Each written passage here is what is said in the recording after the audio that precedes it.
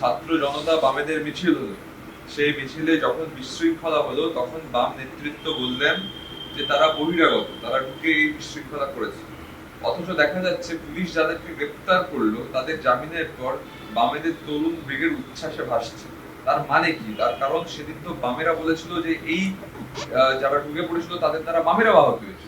দেখুন, তরুণ ব্রিগেড আলাদা করে এই ১৬ জনের জামিনে উৎসাহিত হয়ে নাচছে, নাকি সামগ্রিকভাবে দেশ জুড়ে দিল্লি থেকে শুরু করে আসাম থেকে শুরু করে আপনার বিহার থেকে শুরু করে বাংলা সর্বত্র যে মোদী সরকারকে যারা যারা গ্রেপ্তার হয়েছিল প্রত্যেককে ছাড়তে বাধ্য হতে হয়েছে সেই আনন্দে নাচছে, আমি আলাদা করে জিজ্ঞেস করে দেখিনি কাউকে, বা আমি সেটা দায়িত্ব নিয়ে বলতে পারবো না। বামেদের ছাত্র নেতৃত্বরা বললেন যে তাদের আঘাতে, যাদের আঘাতে সাংবাদিকরা আহত হয়েছেন তাদের আঘাতেই বামেদের ছাত্র সমর্থকরাও আহত হয়েছে। বামেদের ছাত্র নেতৃত্ব সেই কারণে সাংবাদিকদের আহত হওয়ার সেই প্রথম দিনই কন্ডেম করেছি, এবং আমি আপনাদের মতো অনেক সাংবাদিককেও দেখেছি ফেসবুকে এমনকি সেই রিলও শেয়ার করতে, যেখানে দেবাঞ্জন এসএফআইয়ের নেতা সহ বাকিরা সেই জনগণকে সামলাচ্ছে। একাধিক সাংবাদিককে আমি ফেসবুকে এটাও লিখতে দেখেছি, আমি আক্রান্ত হতাম, বামপন্থী যারা অর্গানাইজাররা ছিল তারা এসে আমাদেরকে রক্ষা করেছে ওই কিছু মবের হাত থেকে।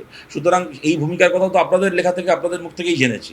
তারপরে আমি বারবার করে আপনাকে বলছি, দেখুন, দেশ জুড়ে ধর্মেন্দ্র প্রধান, ওরা সরকার বলেছিল ধর্মেন্দ্র প্রধান পদত্যাগ করবে না, করতে বাধ্য হয়েছে। ওরা বলেছিল যে তারপরে আমরা দমন পীড়ন করবো, মামলা দেবো, গ্রেপ্তার করবো লোককে, ওরা দেশ জুড়ে ছাড়তে বাধ্য হয়েছে।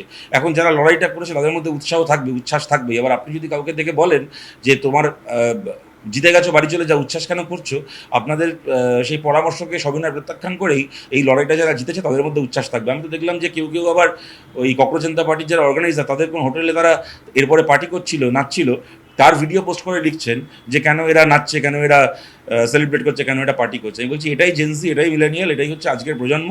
আজকের দিনের রাজনীতির আন্দোলন, রাজনীতির ভাষা এইটাই। লড়াই হবে, ব্যারিকেডের সামনে দাঁড়িয়ে গানও হবে, খিল্লিও হবে, সব কিছু হবে, আবার সেই যুদ্ধ জয়ের পরে আবার দাঁড়িয়ে নাচ গানও হবে, পার্টিও হবে। এটাই হচ্ছে আজকের সমাজ, এটাই হচ্ছে আজকের বাস্তবতা। যার পোষাবে না তিনি হয়তো এই সময়ের জন্য নন। আন্দোলনের জয় হয়েছে বলে উচ্ছ্বাস তো ডেফিনেটলি হবে, কিন্তু আপনি কোনো বাম নেতৃত্বকে জিজ্ঞেস করেছেন যে সে উচ্ছ্বাসটা করছে, সাংবাদিক মার খেয়ে সাংবাদিককে মেরেছে, জামিন হয়েছে, খুব খুশি আমরা, এই পোস্ট দেখা গেছে? কার বলুন, কোন এসএফআই কোন লিডার করেছে আমায় বলুন, নাম বলুন। আপনি এবার বলবেন যে পটলডাঙ্গার পল্টু করেছে, তার তো উত্তর আমি দিতে পারবো না। আপনাদের অর্ধেক চ্যানেল কি খবর দেখায়, চ্যানেল সেই খবর দেখানোর পরে পরের দিন সকালবেলা সেই চ্যানেলই নিজের দেখানো খবরের দায়িত্ব নেয় না। আর কোথায় এখন পটলডাঙ্গার পল্টু আর কন্যগরের কেলটু কি লিখেছে তাই নিয়ে আমাকে এখন উত্তর দিতে হবে? বামপন্থী আমাদের পার্টির যারা নেতারা রয়েছেন তাদের মধ্যে কেউ যদি বলে থাকেন যে সাংবাদিকরা যে মার খেয়েছে, সাংবাদিকরা মার খাওয়ার পরে যারা মেরেছে তাদের জামিন হয়ে গেছে বলে আমাদের খুব আনন্দ হয়েছে, সাংবাদিকরা মার খেয়েছে বলে, আমি অবশ্যই তার নৈতিক দায়িত্ব নেবো, উত্তর দেবো। আর আমি আপনাদের কাছেও এটা অনুরোধ করছি, আমরাও চাই না সাংবাদিকদের সাথে আমাদের সেই সম্পর্ক নয়। আপনারা অনেক দিন ধরে চেনেন, জানেন, সাংবাদিকদের সাথে আমাদের সম্পর্ক সেই সম্পর্ক নয় যে কেউ কারো মার খাওয়ায় খুশি হবে, কেউ কারো মার খাওয়ায় আনন্দিত হবে। আমার বিশ্বাস যখন কোনো বামপন্থী কর্মীও কোনো মিটিংয়ে গিয়ে, মিছিলে গিয়ে পুলিশের হাতে মার খায়, কি গুন্ডাদের হাতে আক্রান্ত হয়, রক্তাক্ত হয়, তখন সাংবাদিক হিসেবে আপনাদেরও খারাপ লাগে, এটা আমরা বিশ্বাস করি।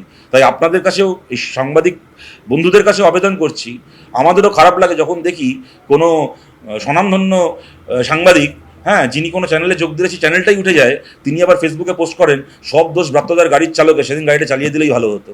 মানে যখন কোনো সাংবাদিক এটাকে বলেন যে একজন ছাত্র গাড়ি চাপা পড়ে মরে গেলে আমি খুশি হতাম, তখন আবার ছাত্রদেরও একটা অংশ, তাদের বয়স কম, তাদের সেন্টিমেন্ট কিছু ক্ষেত্রে অনিয়ন্ত্রিত, তাদের মধ্যেও কারোর মধ্যে হয়তো এটা তৈরি হয়ে যায় যে সাংবাদিক মার খেলে, আমি গাড়ি চাপা পড়ে মরে গেলে ও আনন্দ পাবে, তাহলে ও মার খেলে আমি আনন্দ পাবো। কিন্তু এইটা এই মনে হওয়াটা বিপজ্জনক, এই মনে হওয়াটা অন্যায়, এই মনে হওয়াটা ক্ষতিকর।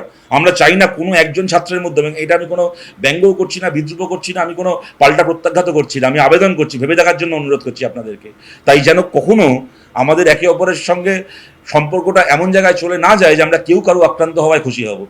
কোনো ছাত্র গাড়ি চাপা করলে আপনিও খুশি হবেন না, আপনার গায়ে কোনো মারের দাগ পড়লে আমিও খুশি হব না। এটাই হওয়া উচিত, এই পরিবেশটাই যেন বজায় থাকে।